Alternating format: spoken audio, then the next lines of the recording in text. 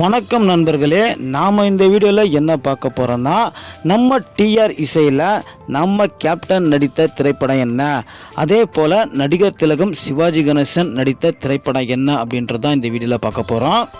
முதல்ல சிவாஜி நடித்த திரைப்படத்தை பார்த்துடலாம்.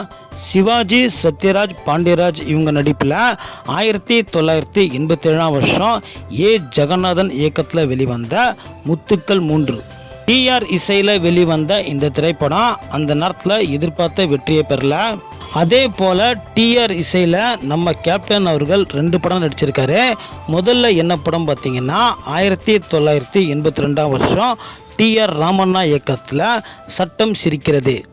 இந்த படம் கேப்டன் அவர்களுக்கு ஒரு ஆவரேஜ் ஹிட்டாக அமைஞ்சது.